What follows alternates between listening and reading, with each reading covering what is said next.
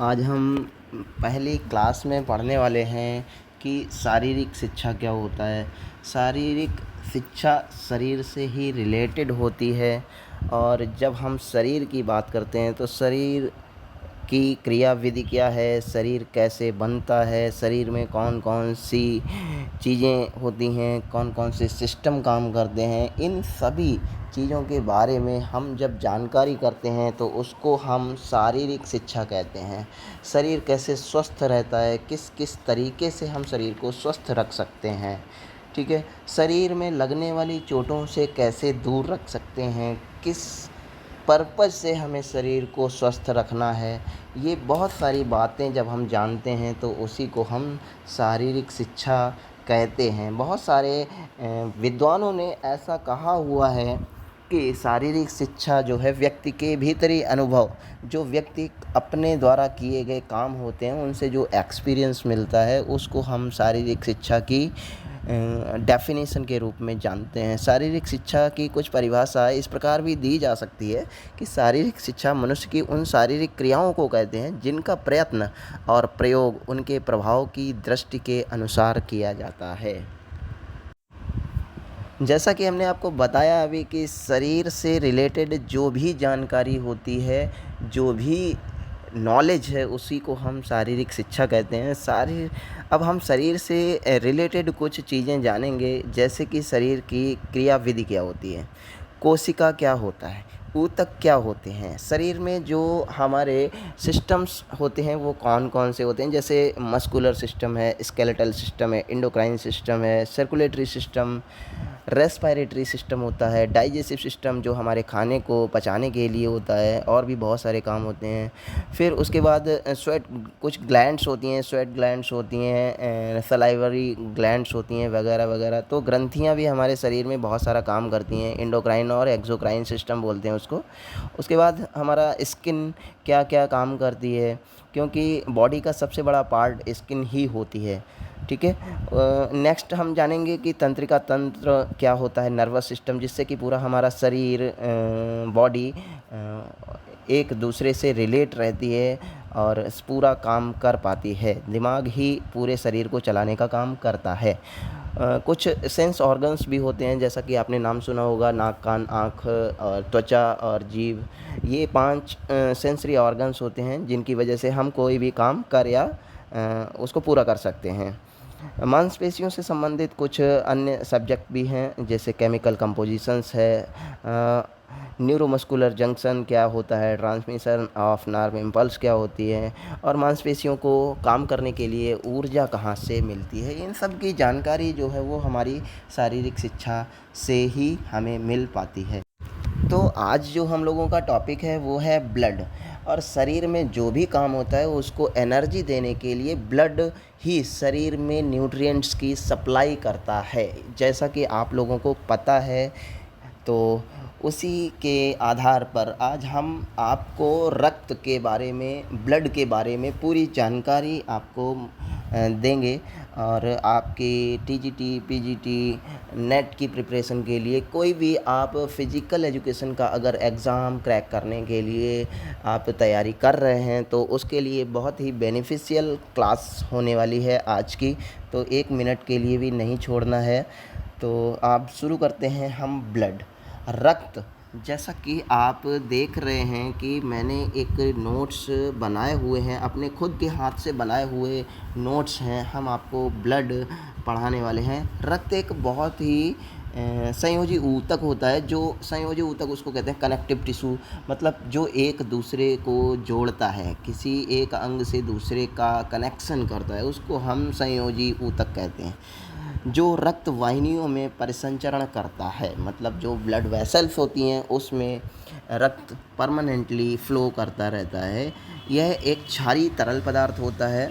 इसका पीएच मान जो होता है 7.35 एंड टू 7.45 अप्रॉक्स होता है। इसका जो स्वाद होता है वो नमकीन होता है। आप टेस्ट करके भी कभी देख सकते हो। धमनियों में लाल रंग का रक्त दिखाई देता है और जो शिराएँ होती हैं मतलब जो आर्टरीज़ होती हैं हमारी उसमें बैंगनी रंग का ब्लड फ़्लो करता है जिसमें कि ऑक्सीजन उपस्थित होती है और ये बैंगनी रंग उसका ऑक्सीजन के कारण ही होता है। शरीर में लगभग 1/12% औसत मतलब लगभग 5 लीटर रक्त किसी एक स्वस्थ मनुष्य के शरीर में होता है और इसमें शरीर में परिसंचरण करने वाला एक तरल पदार्थ है जो कि पूरे शरीर में पूरी बॉडी में फ़्लो करता रहता है। इसमें बहुत सारे पोषक तत्व ऑक्सीजन और अनावश्यक पदार्थ भी होते हैं जो कि किडनी द्वारा निकाल दिए जाते हैं। कोशिकाएं तथा प्रोटीन रहते हैं जिसमें जो इसे गाढ़ा और मोटा बनाए रखते हैं। रक्त के बहुत सारे काम भी होते हैं बट काम समझने से पहले हमें ब्लड का संयोजन जान लेना है कि रक्त का संयोजन क्या होता है, रक्त किससे किससे मिलकर बना है। कि जैसा कि आप देख पा रहे हैं कि प्लाज्मा सबसे पहले लिखा हुआ है।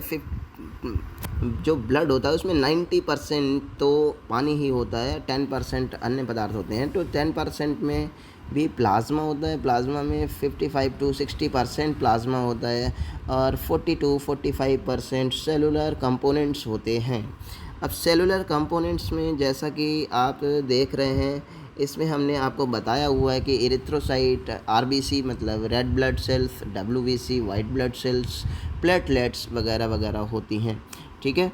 और इसमें अब डब्ल्यूबीसी में क्या क्या होता है, डब्ल्यूबीसी में हमने आपको डिनोट कर रखा है कि ल्यूकोसाइट, डब्ल्यूबीसी का दूसरा नाम ल्यूकोसाइट भी होता है, ठीक है। आरबीसी, डब्ल्यूबीसी और प्लेटलेट्स 3 पार्ट दिए गए हैं। तो ल्यूकोसाइट जो डब्ल्यूबीसी है उसके हम आपको पार्ट बता रहे हैं, बेसोफिल, एसिनोफिल, मोनोसाइट, लिम्फोसाइट और न्यूट्रोफिल। ये आप नोट भी कर सकते हो। वीडियो को किसी भी वीडियो को पॉज करके या वीडियो को किसी भी स्पीड पे चला के आप आराम से इसको नोट डाउन कर सकते हैं। ल्यूकोसाइट जिसके अलग अलग पार्ट होते हैं, basophil, eosinophil, monocyte, lymphocyte and neutrophil. इसका हमने परसेंटेज भी बता रखा है, जैसे कि आप देख पा रहे हो कि 1% बेसोफिल होता है, 3% eosinophil, 6% monocyte and 30% lymphocyte and last 60% neutrophils इसमें पाए जाते हैं डब्ल्यूबीसी में, WBC white blood cells. Okay, next हम ले चलते हैं आपको प्लाज्मा की तरफ। प्लाज्मा जैसा कि आप देख पा रहे हो, प्लाज्मा मैंने आपको पहले ही बताया है कि 55 to 60% होता है। प्लाज्मा में वाटर 91% होता है, सॉलिड 9% होता है और इनऑर्गेनिक कंपोनेंट्स भी बहुत सारे पाए जाते हैं।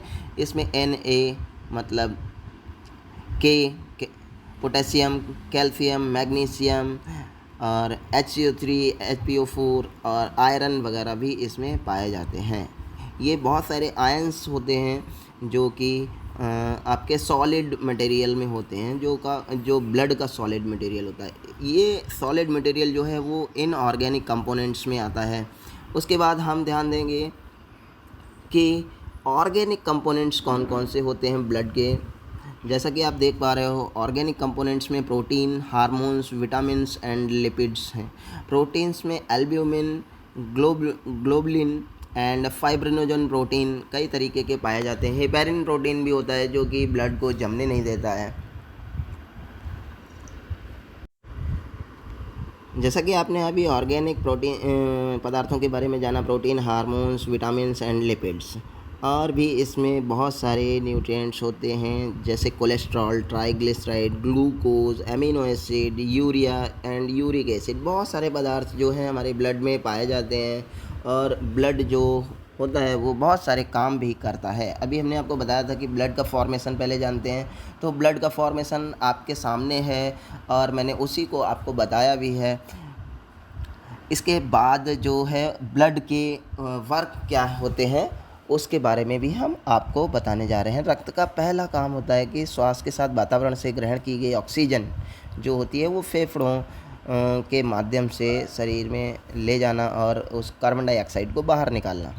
छोटी आंत में जो भोजन पचता है वो उसकी दीवारों से न्यूट्रिएंट्स को अवशोषित करके पूरे शरीर में पहुंचाना होता है। ये भी ब्लड का एक बहुत ही ज़रूरी काम है। उसके बाद सभी वेस्टेज मटेरियल्स को उत्सर्जी अंगों से ले जाके शरीर से बाहर निकालना, जैसा कि श्वेत रक्त कोशिकाएं वाइट ब्लड सेल्स आपको बताया था, वो जीवाणुओं और विषाणुओं बैक्टीरियाज और वायरसेस को नष्ट करती हैं। शरीर के कई अंगों की कोशिकाओं की मरम्मत भी ब्लड करता है। एंटीजन एंड एंटीबॉडीज़ के माध्यम से शरीर की रक्षा करता है। इसके अलावा शरीर का तापमान भी बनाए रखता है।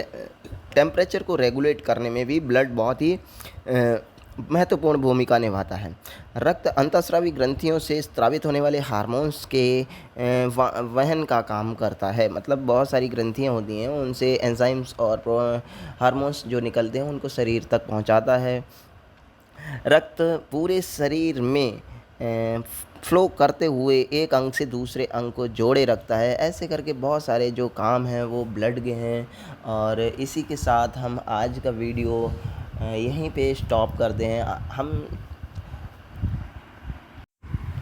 हम आशा करते हैं कि दोस्तों कि ये वीडियो आपके लिए बहुत ही आपकी स्टडी में हेल्पफुल रहेगा। आप भी नोट्स बना सकेंगे और आप भी अपने करियर में बहुत अच्छी ऊंचाइयों तक पहुंचेंगे। तो बने रहिए हमारे चैनल के साथ।